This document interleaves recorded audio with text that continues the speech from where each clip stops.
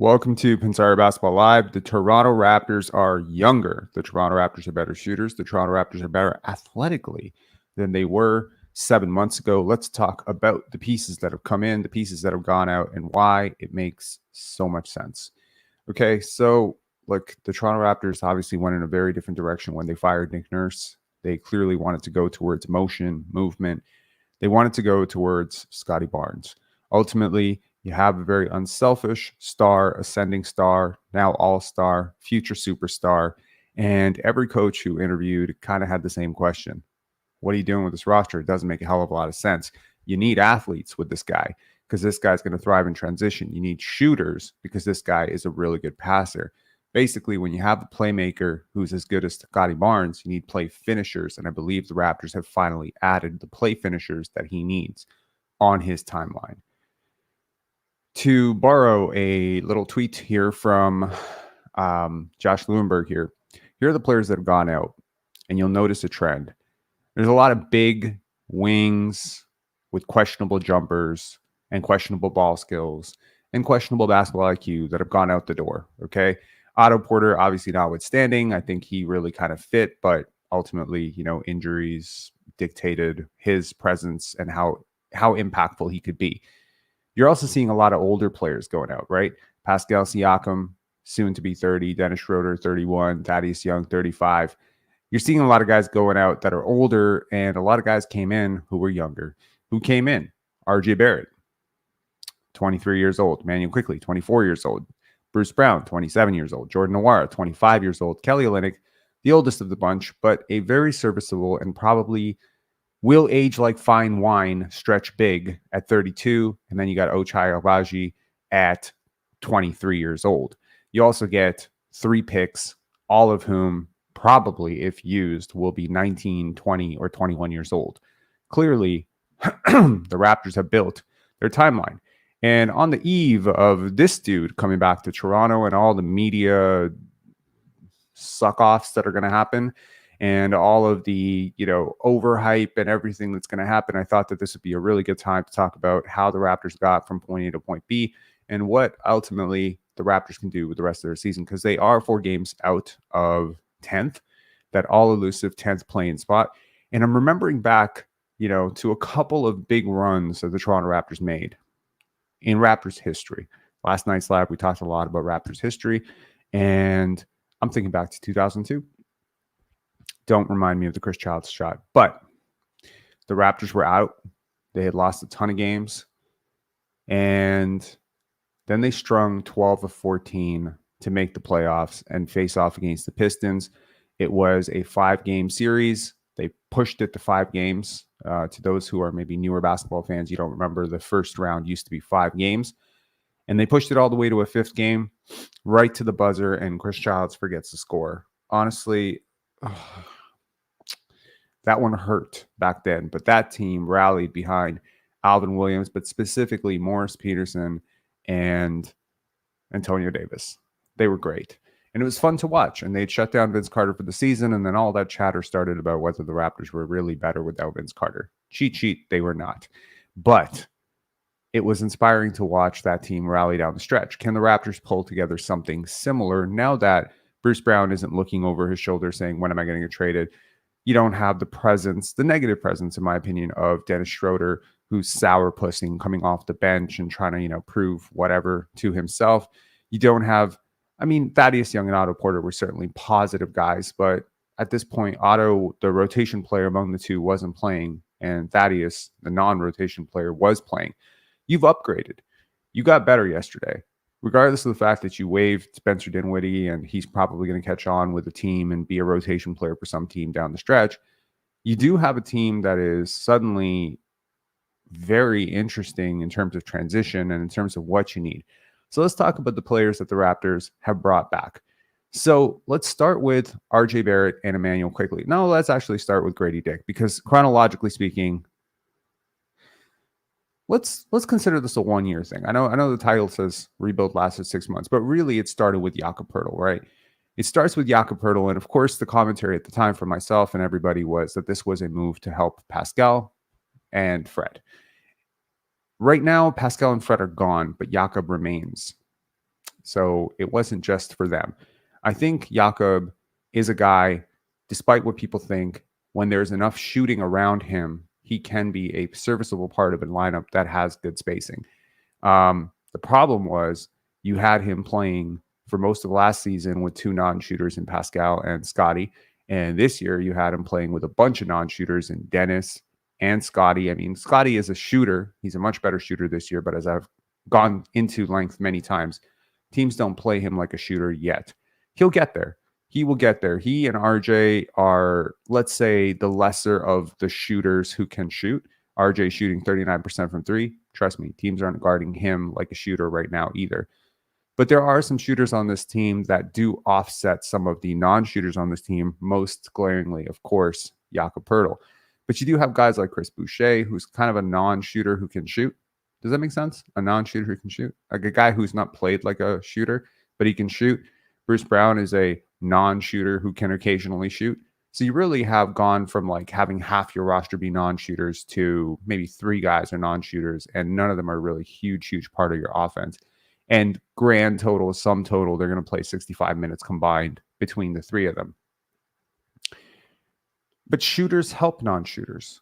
That's the whole thing, right? Shooting is an aggregate. Like you need a sufficient amount of shooting on the court. And I think the Raptors have a tremendous amount of shooting from different spots, which allows an offense to really work, right?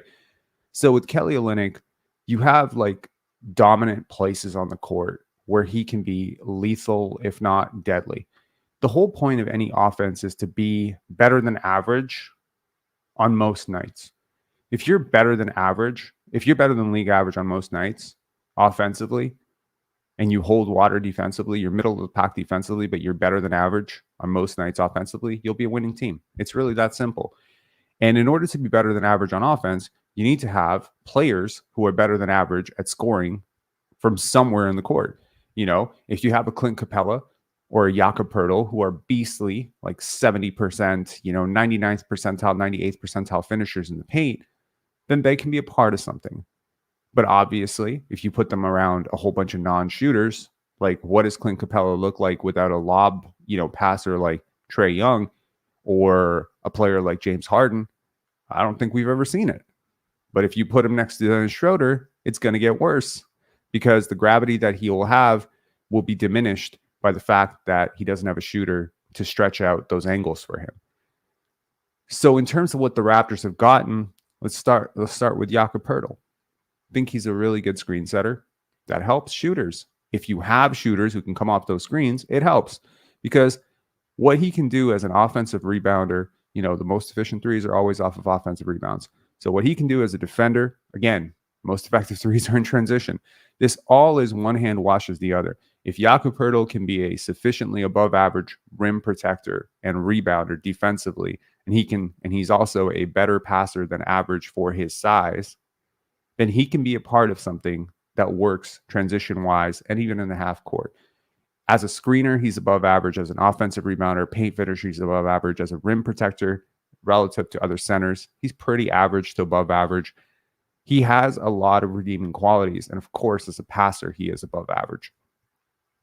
So now let's talk about what else the Raptors have other than Jakob Poeltl. Well, they drafted a guy named Gradey Dick out of Kansas. One of two Kansas Jayhawks on the team. The better of the two, in my opinion, long term. But Gradey is a tale of three segments so far, right? There's the guy who came into Summer League who looked like really, really bound to do something really incredible, right? Then there's the guy who came in and kind of struggled to dominate at the G League level, and a lot of people were saying he was a bust. And then there's the guy that we've seen for the last month and a half who has been confident, who's been defending, who's reading angles better, who's trying to take charges, who's physical, who's a good rebounder for his size. I think if you're looking at modern offenses, guys like Gradey Dick really work for a modern NBA offense because, again, Gradey is a transition three-point shooter. He's an above-the-break transition three-point shooter that you've tried to use more as a standstill half-court corner shooter. You've kind of put him away from his strengths in order to round him out as a player, but I hope those extra reps will help him. However, now in a second unit that is rounded with corner shooters, maybe that above the break stuff is going to come through. I also think he's a way, way better passer than people give him credit for. I've seen a lot of it in his high school tape. I saw some of it in his grade school tape. He's just a guy who sees the floor. The problem with young players is all the angles change when they get up to the NBA. The three-point line changes, the length of defenders changes, the length of the defenders changes, how fast the game is changes, and this apparently just disrupts your rhythm for like 6 months. Unless you're really, really used to it and you're very special, most rookies are going to struggle with the pace and the size of the NBA and the speed. It usually happens even when players go from high school AAU up to college. So that transition period of one step to the next step to the next step, even guys like Kobe Bryant, Jermaine O'Neal, Kevin Garnett, they all struggle with it because, again, it changes your angles, which means that everything that you've practiced, like how you've practiced getting your shot off at one level, is going to change how you get it off at the next level. Your speed on your release is going to have to be a little bit faster. It might have to get a little bit higher.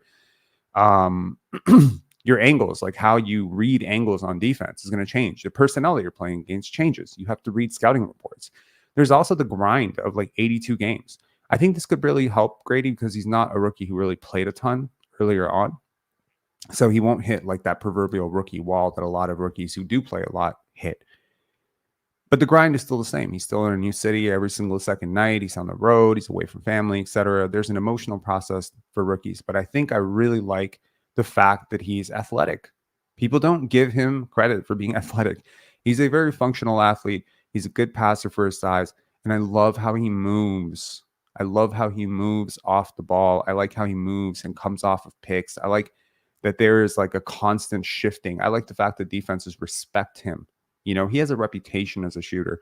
There's a difference between Gradey Dick and, I don't know, Jordan Noir is another guy. He has a reputation as a shooter. These guys have been on scouting reports for years, and they've been on people's radars for years. That's the shooter. You want a reputation as a shooter, and you want as many of those guys on the court as possible. It's the guys that have a reputation as a shooter because, again, if they catch the ball behind the three-point line, they're going to shift the defense. That shift is going to unlock angles. Now, question. If you have a shooter who can't pass or a shooter who can't drive, what good is the angle that is being opened if they can never hit the next pass? That's where guys like Gradey Dick are going to thrive. And maybe that's where a player like RJ Barrett or a player like Ochai Agbaji need to be rounded out as playmakers. So enough about Gradey Dick. Let's move on. Then we got a trade for OG Anunoby going out for RJ Barrett and Emmanuel Quickley. One of the strangest trades in NBA history because really you very seldom see three players who are 26 and under, who are all competent rotation players, starter level players being traded for one another. It's not very common. The last time I think about something like this happening was like Tyrese Halliburton for like Domantas Sabonis. Of course, none of these players are as good as those two guys, but you get my point. RJ Barrett is an incomplete equation, but he is an athlete. He's a downhill athlete and one that the Raptors seem very hell-bent on unlocking in this offense. He is someone who has been better as a Toronto Raptor sustainably over 15 games than he's probably been for most, if not any stretch in his New York career. The questions right now really are, can he use some of those physical tools that he has, his 6'9" wingspan, his size, his strength, his, strides, his upper body strength. He's built like a man child. Can he use some of that to become a more effective, alert defender? Can he become a better rebounder? Can he become a better passer? Can he become a better playmaker for others? Can he do some of those small things like screen setting? How can he hit those corner threes? I think it'll be important for him to have a role off the ball as well as on the ball. On the ball, he's basically built for it, right?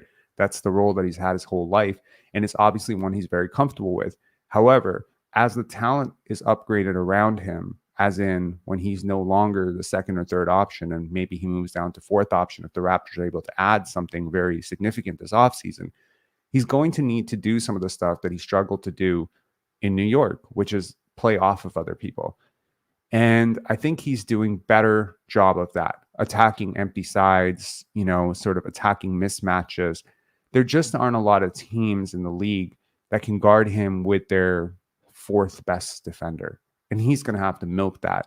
But also, when he's not the play finisher, how much is he doing for the rest of the players on the court in terms of, again, screen setting, relocation, shooting gravity, etc. So I think that'll all factor into the type of player that he can be for the Raptors going forward. And you got Immanuel Quickley. I'm a very, very big fan of Immanuel Quickley. I know that he hasn't played super well for the Raptors so far. There have been a lot of struggles.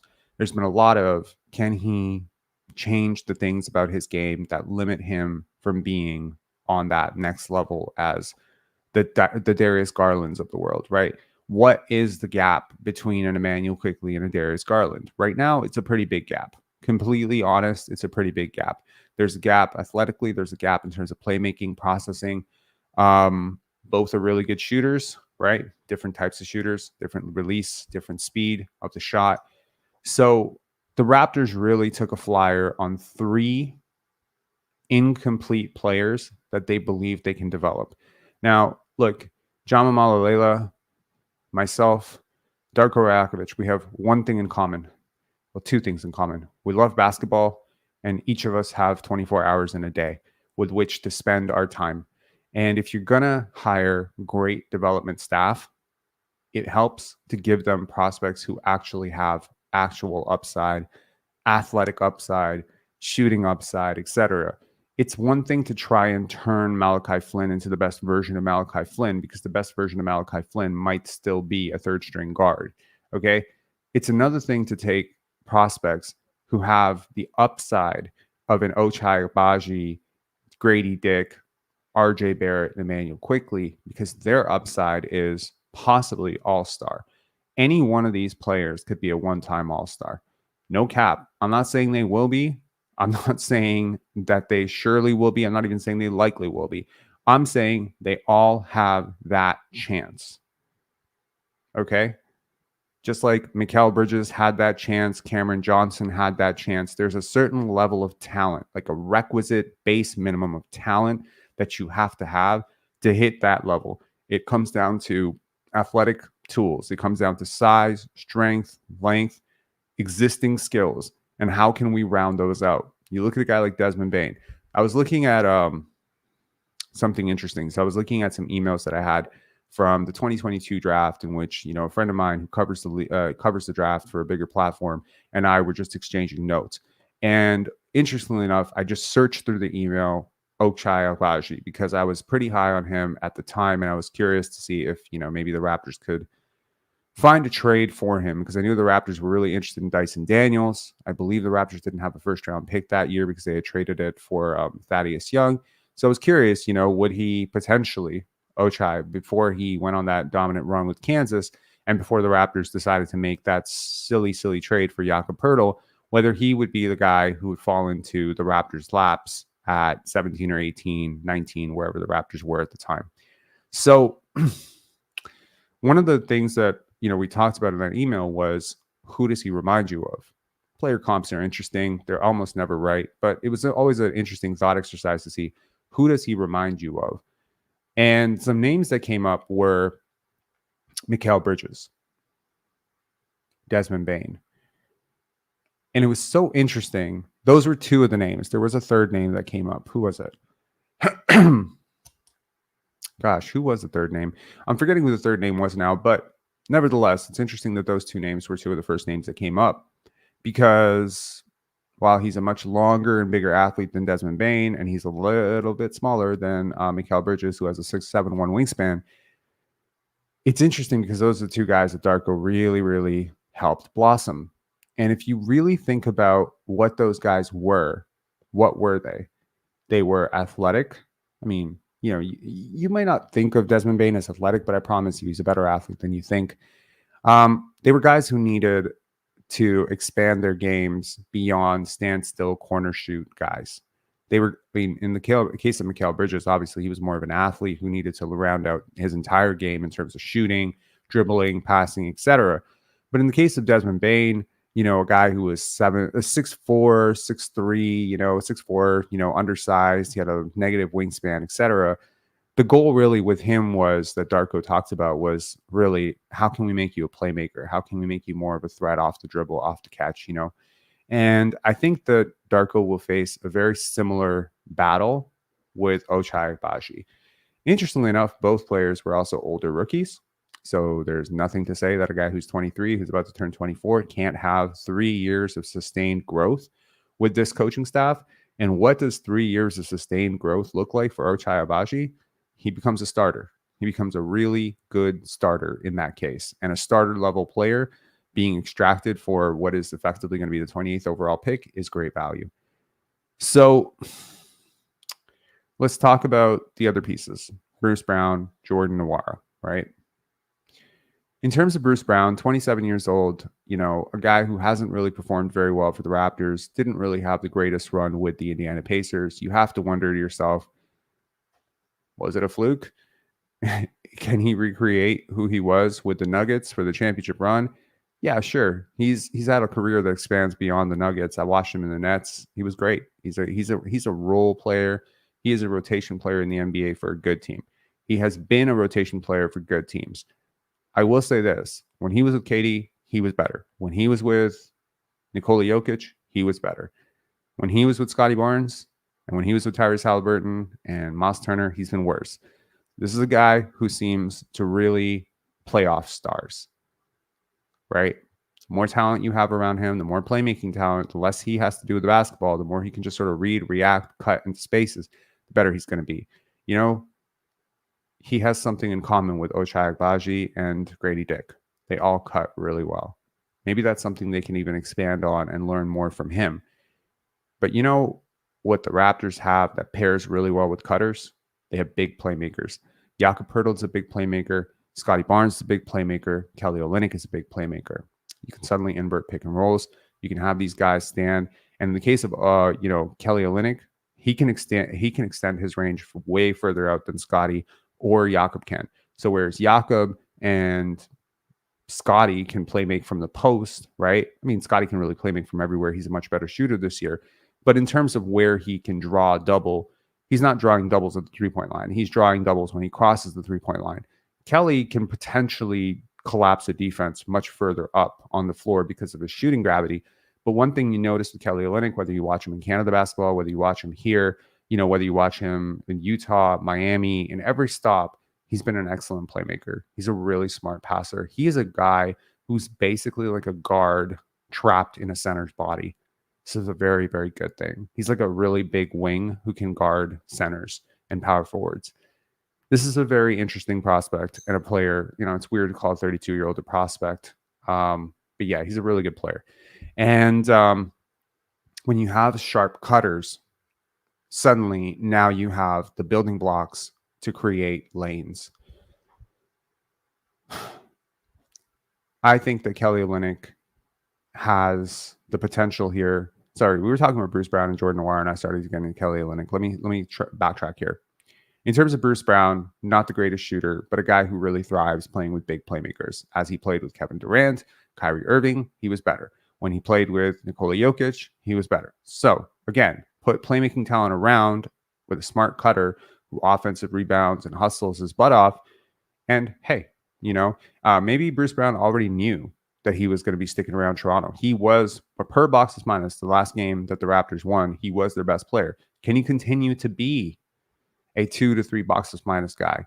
Can he be 1.5? Can he be a positive? Because he hasn't been positive so far for the Raptors. He's been a net negative so far, and he's been terrible.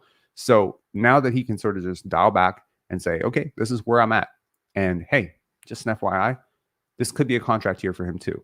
I know he has a nice little cushy team option, but there's a very good chance the Raptors do not pick that up. So he needs to know that the next 31 games could determine his next contract. That $22 million, $23 million on his next deal is not guaranteed.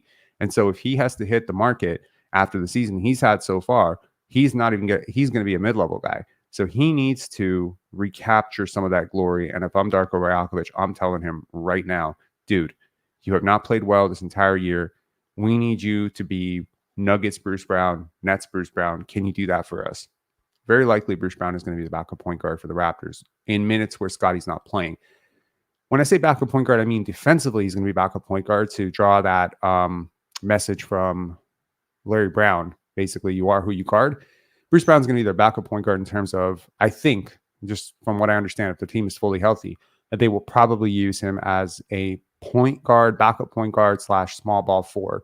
So he'll be all over the place, which is great. Versatility and lineup versatility is great. Kelly Olynyk will probably be a 4-5. Jakob Poeltl will be a 5 exclusively. Scottie Barnes will kind of replicate the Bruce Brown thing of he'll be 1 through 4, 1 through 5. RJ Barrett, you have a ton of lineup flexibility here. RJ Barrett could be your 2, 3, or 4 potentially. He's a good enough rebounder to potentially play 4 in some small lineups. Emmanuel Quickly being your 1, 2. Gradey Dick being your 2, 3, maybe sometimes 4. I don't know if I would be comfortable putting him there right now, but in a couple of years, he will definitely be capable of playing small ball 4. He's big enough. He's a very big dude, Gradey Dick. So he'll have that potential to be a 2, 3, 4. Jordan Nwora, the other guy in this trade, another 2, 3, 4, and a guy who can actually get buckets. Okay. So we talked about it with the We the North part 1. You needed guys with ball skills. John Salmons was a guy with ball skills, and he was a very valuable part of that trade. Patrick Patterson. Have they just done the Rudy Gay trade again? Think about it. Like really think about it. All the pieces, like the stretch big that came back that suddenly unlocked Kyle and DeMar. Patrick Patterson, Kelly Olynyk. You have the guy with the ball skills who can kind of attack and, just has like enough shot creation to keep a defense honest. Well, you have Jordan Nwora and you have RJ Barrett. Okay, there's a little bit of that too, right? You have your big guard. I don't know if, necessarily you consider Bruce Brown or Emmanuel Quickly as big a guard as Gravis Vasquez, but there's some components of that previous trade that made the Raptors so good with the We the North Part 1 that have come back in these sequence of trades. Now let's talk about Ochai Agbaji specifically. I am a very, very, very big fan of this player. I talked about the Desmond Bane comp, whatever. One thing Ochai does really well is cut. The other thing he does really well is defend. The other thing he does really well is shoot from the corners. I was looking at his rookie stats, and he is just lights out from the corner. Like, there were not a lot of players who shot 45% from 3, up to the sample that I was looking at in the corners, and he was just like blazing from there. The goal for Darko Rajakovic with Ochai Agbaji will be to round out the dribble drive penetration game, the passing. Can you make him Desmond Bane part 2? He has the shot, and he's more athletic and longer. He has physical tools that Desmond Bane. If you could take Desmond Bane's game and put it into Ochai Agbaji's body, you would basically have a 10-time All-Star. Not kidding. So really, the goal here will be for Darko Rajakovic and Ochai Agbaji to have that conversation and be like, are you willing to do what I asked you to do? Do you want to be great? Because I can make you great. And the reputation precedes you. When you can refer back to the work that you've done with these other guys, and they honestly credit you for making them a better basketball player, then half the battle of trust is already done. And Darko knows what he's doing. Jama knows what they're doing. Like, these guys really at that point, with any prospect. Now, I'm not saying Ochai Agbaji is definitely going to work, because look, there are a lot of guys who just don't work. There are a lot of guys who just don't work at the NBA level. They're 4-year college stars. They're really good. They win player of the year. They win finals MVP or whatever. And then they just come to the NBA and they're just role players. Can you tap into more than role player with Ochai Agbaji? He has the athletic upside of that. Yes, he does. He absolutely does. What he is not right now is well-rounded. He is a very two-dimensional type of player. If he's not, he's three-dimensional, four-dimensional. Let's put it that way. He's a transition guy. Like, if you put him with Scottie on a fast break, he's going to get an alley-oop. He's going to get a thunderous dunk. He's a guy who can cut backdoor and just like move around the court in interesting ways. He reads what his defender is doing. And if his defender isn't covering him correctly, then he can go the other way. He has like a good basketball IQ for off-ball movement, which is very good and it's just a very impressive thing. And I think Darko can edge it up even more, right? Then he has like the catch and shoot shit. Like, he can do that. But the minute you put him into a situation where he has to do more than that, if he has to do one dribble into the paint and then pull up, or one dribble into the mid-range and then pull up, or, one dribble sidestep, like, he's getting way less effective, right? So this will be the part of his game that needs to be shored up. But in terms of, if you're going to take a swing on upside, first of all the stuff that people say about Pascal Siakam being like late bloomer, you could say about Ochai Agbaji too. He's a late bloomer. He didn't pick up basketball late or anything, but in terms of when this guy hit his stride as an NBA prospect, it was much later than the average NBA player. So there may be some level of like, maybe there's more upside here than meets the eye. Maybe he's a bit of a late bloomer, and he wouldn't be the first guy. DeMar was a bit of a late bloomer. Thaddeus Young was a bit of a late bloomer. These guys were lottery picks too. Maybe Ochai Agbaji could be, that level. No, I don't say DeMar. It won't be DeMar. He actually, weirdly enough, he has a lot in common with DeMar too. So I will say this. Ochai, if he becomes a 3-and-D wing for you off the bench who can just hit corner threes at a better rate than he's done so far, then he will be a serviceable role player for the next 5 years for this team and a very cheap extension. If he expands into more than that, which he is more than capable of doing, then he might turn into a starter level player for you. At the very least, he will be an excellent player off the bench for you next year. Ochai and Gradey coming off the bench provides you with such brilliant spacing because these guys are not one-dimensional shooters. They're also guys who can cut. They're also guys who can potentially finish in the paint when they get a little bit stronger and a little bit more experienced. They're guys who can, like in the case of Gradey, he's a guy who can play make for others. They're multi-positional.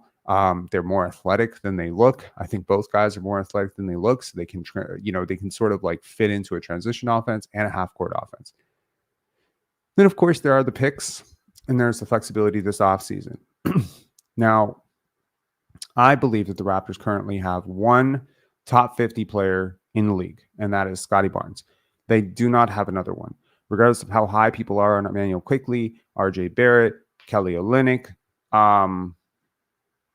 Jakob Poeltl, those are the four guys that could even make a case for that. Bruce Brown, these guys are all firmly in the 70 to 150 range in terms of how good they are relative to the rest of the league. So the Raptors will have to over-rely on Scottie Barnes playing a little bit above his head and hope that instead of playing like the 25th best player in the league, he can play more like the 12th best player in the league for the next 31 games. That is what will be required to bridge the lack of help around him. However, I will say this. The Raptors do have the pieces, potentially, and the development staff to do one of two things this offseason. Either A, take one of these four aforementioned rookies slash sophomore slash third year, fourth year players, take them and bring them up a level. They would not be the first players to do this. There are a lot of players who have taken a leap in their second, third, fourth year, fifth year even, where they just become 20 spots better. How far is Emmanuel Quickley from being a top 50 player in the league? I'd say he's about 25 spots away. Okay. And that will be, figuring out how to run a pick and roll properly, getting better at reading the offense, getting a little bit further into the paint, getting a little bit stronger defensively. Edge out those weaknesses in your game, and boom, you're right there. It's not like Malachi Flynn or Killian Hayes or Asar Thompson. No offense, I love Asar Thompson, but those journeys are much further to get to the top 50 level. So maybe they do it through that way. Maybe Gradey takes an unprecedented jump, and by year 3, he becomes like a bigger version of Tyler Hero. That's a top 50 player in the NBA. That's a borderline top 50 player in the NBA for sure. If Tyler Hero is on some people's lists as top 50, a bigger version of him would definitely be a top 50 player in the NBA. Maybe RJ Barrett can do that. Maybe all that hype that made him the third overall pick, all we need is defense and better shooting, and boom, he unlocks the code and he becomes a top 50 player next year. Could that happen for the Raptors? Who knows? So they have 4 wild cards through which they can do it, in my opinion. Well, 3, really. I don't think Ochai can quite get there next year, but who knows? Whatever. Who knows? Growth is weird. Growth is not linear. So those 4 are wild cards. Can you edge them up at least 10 spots? It'll help. Can you edge them up 25 spots? Well, then now you have your next top 50 player, which is great. Can you sustain this offseason? Can you sustain the peak and production level of a Kelly Olynyk and Jakob Poeltl without falling off? Because guess what? You have a very serviceable center rotation for the first time since you had Marc Gasol and Serge Ibaka. This is true. You do. And, you might Yeah, it's a really good center rotation. Can you edge it out by getting a third string center in the draft who has the potential to really learn and develop behind these guys? Let's see. Is Jontay Porter that guy? I don't know. He's 24 years old. He certainly should be a part of this because he has a lot of the requisite shooting, ball skills, etc. His health concerns me long term, but I really like Jontay Porter too. But you do have this Bruce Brown contract, and you do have cap space, and you do have draft picks. Can you turn all of that into saving somebody else from themselves? What do I mean by that? There was a lot of talk yesterday from Bobby Webster about teams being unsure of the CBA and where it's going and all that stuff, right? The apron, being a second apron team, is very, very much a hindrance. We already saw yesterday that 75% of the future draft capital is pretty much controlled by 11 teams. And so there are a lot of teams out there that may be looking to get off of big contracts which belong to guys in that top 50, conversation. Maybe guys who are fringy top 50, guys like DeJounte Murray, guys like Jaylen Brown, guys of that ilk, where, they're really good players, but maybe they're not superstars, and maybe they're not necessarily worth the money that they've signed for. Are those the type of guys that could be available for a Bruce Brown, you absorb the rest of the contract, and then throw them a couple of picks? How much better do you get if you... I mean, look, some people may have a very different opinion on DeJounte Murray than I do. I like him a lot, and he's the guy in his prime. Could DeJounte Murray, could a lineup of, I don't know, let's say the Raptors are competitive for the rest of the year, could a lineup of Emmanuel Quickley, DeJounte Murray, RJ Barrett, Scottie Barnes, and Jakob Poeltl, could that be something serviceable if Scottie takes the next step and all those other guys take the next step? Could DeJounte Murray be like a missing piece? Do you have what it takes to potentially get, I don't know, Kevin Durant or something like that? Or Kevin Durant, probably the wrong idea here. You get what I'm saying, though. There are a lot of players who will be potentially available as teams that think that they're good, but are totally capped out, have lost all their draft picks, will suddenly look to move off those players and recoup some of the draft assets that they lost. At which point, you'll have teams like the Knicks who'll be able to offer, some sort of relief, cap relief, plus, they'll be able to offer, I don't know, like a boatload of draft picks. Well, the Raptors can suddenly offer like 2-3 draft picks as well, attached to a Bruce Brown. What does that get you? Well, what does 3 picks in a league starved for picks and totally capped out? What does that get you? It might just get you a top 50 player. I don't know who that top 50 player is. I really don't. In terms of the ones who are available, like maybe it's not the most interesting look. Like people are saying Trae Young might be available. I don't know. So what I'm saying is you can get Scottie help or you can develop his help. But I think that the Raptors have a roster that makes sense for the first time in a really long time. I think they have players that fit well on their timeline. I think they have players who fit well in terms of the mantra of no selfishness. I think they have players who fit well with how Darko wants to play basketball. And I think they have a 31-game sample to test the hypothesis of what a Scottie Barnes-led team looks like. And ultimately, whatever you determine based on that 31-game sample size will hopefully inform and better inform your decisions this offseason in terms of your thinking about what you want to put around him. I think you'll have lineup data to see what he looks like with a stretch big like Kelly Olynyk or Jontay Porter. I think you'll have lineup data to see what he looks like with a roll big and a passing big like Jakob Poeltl. I think you'll have some lineup data to see what he looks like with 4 shooters around him, because now you have those 4 shooters. When we came into the season, the Toronto Raptors' entire MO and everything around this team was, how are they going to be able to shoot? They lost Fred VanVleet. Well, now they've lost OG Anunoby as well. And so there goes like 2 of your better shooters. And Otto Porter wasn't playing for you, but he was one of your better shooters. But almost every single thing that the Raptors have brought back has 3 things in common. Number 1, it's younger usually than what went out. So immediately you're getting younger slowly. Number 2, there's a more well-rounded ball skills and shooting focus in terms of the players that they're trying to bring in. Yeah, they're still trying to go for athletes. RJ's an athlete. IQ is an athlete. Agbaji is an athlete. Gradey Dick is an athlete. but they're not going for like raw athletes. They're going for basketball athletes. They're going for guys who have functional basketball patterns and movements. They're not necessarily going for like your rah jump out of the gym, but can he make, a DHO? Like can he, can he make a simple read on a cut? Like there's not a basketball IQ deficit suddenly. I think the Raptors are smarter as a basketball team immediately. When you have guys like big playmakers like Scottie Barnes and, Kelly Olynyk and Gradey Dick and, Jakob Poeltl, big playmakers all across the board. You have 4 big playmakers now on your team, 6'8", 6'8", 6'11", and 7 feet. Your players can pass. Your players can shoot. Can they defend well enough will be a question. I think you got better defensively too. Both players that the Raptors brought in yesterday, considering again that Otto has not been playing, really the 2 players that went out yesterday were Dennis Schroeder and Thaddeus Young. The players that came back are Ochai Agbaji and Kelly Olynyk.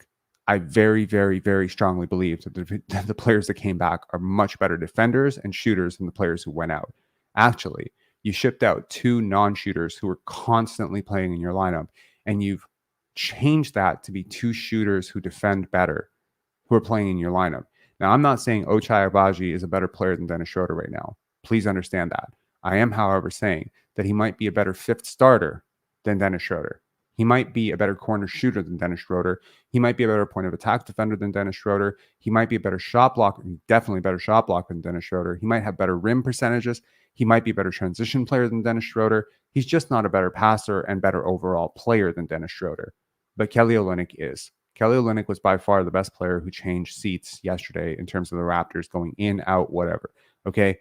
And if you can get some version of the Bruce Brown that we saw in Denver, and you can get some version of a motivated Kelly Olynyk, and you have RJ Barrett and Emmanuel Quickley finally having, had some time here to gel with Scottie and the rest of the core. If Gary Trent can continue to shoot the way he's shooting, if Jordan Nwora can continue to be what he's doing, if Gradey Dick can continue on the stride that he's on, because he's certainly a much better player than he was to start the season, and if Scottie Barnes can buy in defensively again and just find that second wind to give this group a chance, I think the Raptors have the talent and the fit roster-wise to make a serious run at the play-in. And once they get there, they will have every opportunity to knock out the teams in front of them. Teams like Chicago that I think we're better than right now. You may not believe that, but with Zach LaVine out, you're basically facing Kobe White, Alex Caruso, DeMar DeRozan, Nikola Vucevic, and Patrick Williams. I'm sorry. I believe the Raptors are better than that team. You'd face the Orlando Magic. Are you better than the Orlando Magic? I think you could be. Are you better than the Atlanta Hawks? Again, I think you could be. These are all teams the Raptors can beat because, again, I think Kelly Olynyk is just that good. I think he swings the balance just that much. And, again, everywhere he's gone, he's won. Not a lot of losing seasons in Kelly Olynyk's life. So he's happy to be here. He's landed in Toronto. He and Ochai are here. And again, in the spirit of my, late night lab last night, don't underestimate like the addition by subtraction element of Dennis Schroeder. He was not happy here. He was not happy coming off the bench. That presence within your locker room. Yes, he was a talented basketball player. Yes, he's effective. Yes, he fit. Yes, he was filling a need. Yes, he overplayed his contract. But do not underestimate just how bad the chemistry has been the last few weeks. Do not underestimate his role in all of that. What he did in Miami, what he did with Boston, what he did with the Tatum jersey, what he's done with the media. I am very, very happy. When I saw his presser, him in New York with the Brooklyn Nets sign behind him, I was like, oh, it's real. I'm so happy. So look, there's a chance the Raptors come out and flatline and they just die on the court. They lose tonight. They lose tomorrow. They're facing a very good Cavs team tomorrow. Okay, a Cavs team that has been on a run. A Cavs team that has Donovan Mitchell playing out of his mind. Cavs team that has maybe Jared Allen looking to make a point because he was snubbed for the All Star game. There's a lot of talent on that team. Max Strus, Dean Wade. There's a lot of shooting around. It'll be a very tough test. The Raptors season, I don't want to be dramatic and say it'll be made or broken on these 2 games. Certainly, it's a long season. They could pull together a 10-game win streak at some point. Teams do get hot. Teams much worse than the Raptors have gotten hot in the past and won 10 of 12. The Raptors in 2002 won 10 of 12, and that was it 12 of 14. I believe it was 12 of 14 to close out the season. So I do think that the Raptors can get hot. Obviously, every loss puts another nail in the coffin, and the Raptors just don't have that many nails left. So I'm not going to be dramatic and say it's these 2 games, and if you go 0-2 in these 2 games, it's all over. Obviously, if you go 0-2 and you lose a game in which you're actually favored to win against Houston, you might have to start thinking about shutting down Scottie Barnes and trying to go the other way, which would suck really bad because you just traded for Kelly Olynyk and he deserves a chance to compete for something. And I think Jakob deserves a chance to compete for something. They did not, sign their previous contracts to be on perennial losers. And I think that you'll just get so much more data and development when you're trying to win. When you're playing for something, you get more growth. I've always believed this to be true. Some people don't believe it. Some people say basketball is basketball. You get the reps when you get the reps. The off seasons when players get better. If your goal is to change culture, it's harder to change culture after a 20-win season than it is with a 37-win season. Let's put it that way. You want guys going into the summer motivated. Maybe they lost in the play-in. Maybe they made the playoffs and then they lost in the first round. Maybe they got out of the first round. Who knows? Maybe you luck out like crazy. You go on a crazy run and you beat the Bucks in the first round. Oh my God. I'm sounding delusional right now. I don't even believe what I'm saying. But you never know because you've done this amazing thing that you did the last time where, look, let's be real. Scottie Barnes is a much better player than the DeMar DeRozan that led that We the North team in scoring. He's a much better player than him. He may not be a more talented scorer, but he's a much better overall player than him. I think if you want to consider Scottie and IQ your top 2 guys, then there's a very good case to be made that those top 2 guys, if they can get on the same page and get the momentum rolling and they can get this team playing hard every night, are certainly as capable and as good 2 for 2 as Kyle and DeMar were back in 2013. I think that's a fair point. Kyle being slightly better than Manuel Quickley, Scottie being slightly better than DeMar DeRozan. So really just look around the rest of the roster and you're seeing your Nawaras and your Jakobs, and you're like, okay, is Jakob equivalent to Jonas Valanciunas or worse? Is RJ Barrett better than or worse than Terrence Ross? You know what I mean? Like you start going down and you're like, man, stack 1 for 1. Those teams look very similar to me. Very similar. So I think it'll come down to Scottie and IQ having that conversation between them and saying, do you want to, the same conversation Colin DeMar had, you want to save this? You want to save it? Okay, great. This is how we're going to save it. We're going to go out. We're going to play damn hard every single night. We're going to compete our butts off defensively. We're going to use all this athleticism that we have to spark transition. We're going to get on the glass. We're going to stop missing these stupid ass, rebounds. And, for Scottie Barnes, this is on you, man. You're an all-star now. So, no more sulking, no more pouting, no more, dialing it back defensively because you're tired. If you're tired, get a quick hook. You have some depth now. But for the minutes that you play on the court, you need to be strong. You need to be forceful. You need to be assertive, and you cannot be passive. This team needs a leader. And for teams that do not have a leader, one will unfortunately arise anyway. I don't want that leader to be anyone but Scottie, to be honest. I want that leader to be Scottie. I want him to take the mantle. There's no Dennis. There's no Fred. There's no Pascal. Everything that could have been in your way is now removed. This team is now built. The players that you got back yesterday, Ochai Agbaji and, Kelly Olynyk, both those guys are very low usage players. They're not ball holders and over dribblers, right? These are the type of players that Scottie's always wanted to play with. These are the guys that Scottie thrives playing with. I hope that he's in better spirits today than he was 2 days ago. Okay, so I'm looking forward to tonight. I hope it will be the first of many wins that the Raptors can pull out this season. And look, this offseason, all bets are off. Let's see what happens. But it'll be really interesting to have something to play for. The Raptors face, over the next 3 games, they have the Houston Rockets tonight, winnable game. Cavaliers tomorrow, really tough. And then the Spurs on the 12th, which I'm attending. I'm very happy about that. 3 games in 4 nights. Win all 3, you might just save your season right there. All right. Take care, guys. Have a good one. Whoa, 245 comments. Okay. Raptors need to get their swag back, just need to believe in themselves. They got the right tools. Facts, facts, facts. Jonathan Isaac.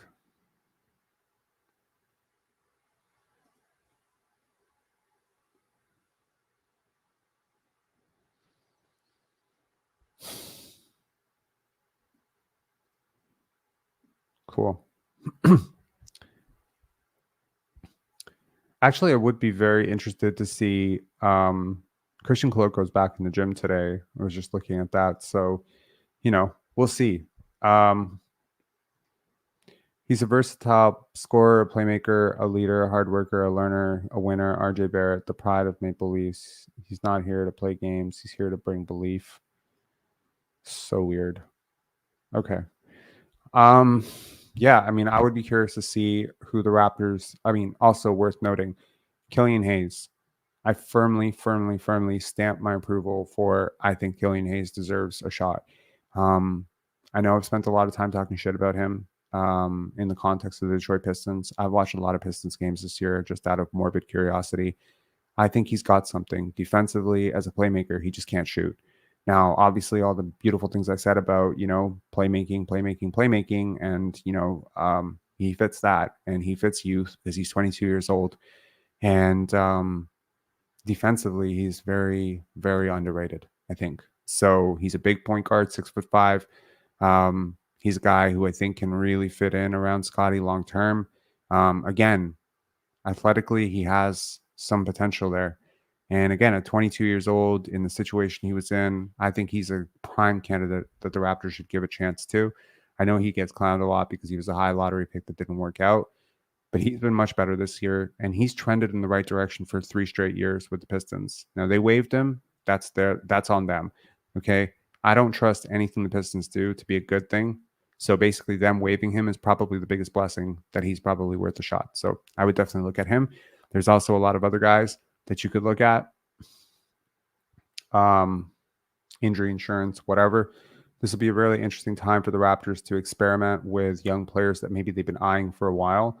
Maybe players that, they've been looking at, seeing like, hey, like, let's see what this guy can do in on a 10-day or whatever. They don't have to commit to anybody, but they do have 2 open roster spots. They have to fill one of those very, very soon, if I recall correctly. So we'll see who they fill it with. But in terms of, guys who are on the market right now, Kyle Lowry, obviously, if he gets bought out by the Charlotte Hornets, that'll be an interesting, name to monitor. And Killian Hayes. I think you need a point guard. You need a point guard, okay? Like Bruce Brown may or may not work out at that position. I would like to see somebody who would be a 3rd string point guard. Jeff Doughton would be a great idea. If the Raptors feel like bringing him back, I'm sure he'd welcome coming back. Good defender, good passer, etc. Low usage, better shooter than people give him credit for. And also very curious if this offseason, if Christian Coloco's blood clots thing, goes away, could he be a guy to come back for the Raptors? I would be very, very pleased. The Raptors really believe in him. Anyways, B, can't wait for the 24 draft lives as well. I agree. To Killian Hayes, that's going backwards. I disagree. I think, Hoodie Mellow. Rob, please just accept Star J Barrett, please. He's a Canadian. He's the real star of this team. Just stop. Like, I don't know if you're like, I don't know what you're seeing or what you think he is, but he's not whatever the hell you think he is. Real Sports Apparel just released Scottie All-Star jerseys. Just copped it, first of many. That's awesome, man. That's super cool. I don't really have like $140, $50 to throw around right now, but yeah. I agree, man. Like, stop this stuff. He's a very, very good player. He's starting. He's been productive. Like, you don't need to make him something that he's not right now, okay? And when he becomes that, if he becomes that, fine. I don't need to see anything besides the fact that he's Canadian. You're just straight up trolling at this point, and that's great. Okay. All right. Killian Hayes is the leader now. You know what's funny? So I listened to Dennis Schroeder's Brooklyn Nets conference. He didn't say anything about being a leader. And then 4 minutes in, he's just like, just being a leader. And I was just like, motherfucker, he couldn't stop himself. He just couldn't stop himself. He just had to do that I'm a leader thing. Anyway, I am off for 4 hours to work on the Pendance Film Festival. Pendance coming up in less than 2 weeks now. This is crazy. February 22nd and 25th, Carlton Cinema. And here's the ad, and I'm out. Peace. Word from our sponsor. The Pendance Film Festival is happening February 22nd to 25th. It is a celebration of international films. It is a brilliant film festival in its 7th season. Prior to the COVID pandemic, it was the fastest growing film festival in the world. What is my affiliation with Pendance? What are they paying me to say this? Well, I am Pendance. I'm the festival director and founder of Pendance. It is my baby. And if you love great films, if you have a film lover in your life, this is a worthwhile event for you, happening in downtown Toronto at the Carlton Cinema, February 22nd to 25th. Make sure to check us out. Link is in the description below for tickets and passes. Tickets will go on sale soon. Passes